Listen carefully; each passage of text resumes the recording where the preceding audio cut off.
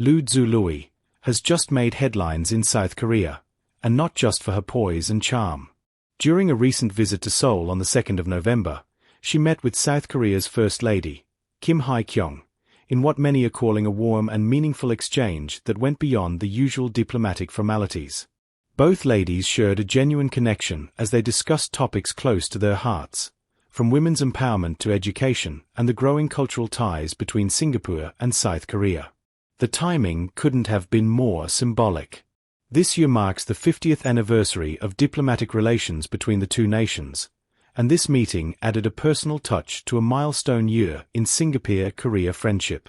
In a light-hearted moment that quickly caught attention, Loo Tze Lui mentioned that after attending the APEC Summit Gala and seeing K-pop superstar G-Dragon perform live, she became the envy of everyone. She even joked that there's no one in Singapore who doesn't know him. That remark alone showed her down-to-earth nature, and her understanding of just how big Korean pop culture has become across Asia, especially among Singaporeans.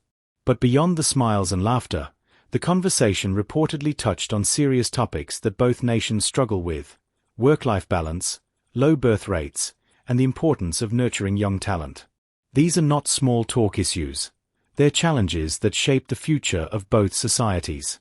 And it's fascinating to see them being discussed in such a personal setting, between two First Ladies who clearly share similar concerns for their countries.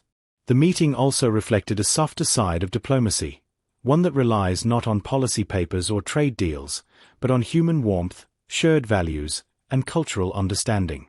For Singapore, this was more than just a symbolic gesture. It was a reminder that diplomacy doesn't only happen behind closed doors or at big summits.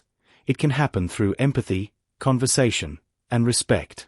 The question now is, could this kind of personal diplomacy, between the wives of leaders, help pave the way for deeper cooperation between nations? Or will it remain a charming moment of goodwill, soon forgotten in the fast-moving world of global politics? Whatever the outcome, one thing is certain: Singapore's image on the world stage is being shaped not just by its leaders, but by the people who stand beside them. If you found this story interesting, don't forget to like, share, and subscribe to 2230, your source for deeper insights into the stories that shape Singapore and the world.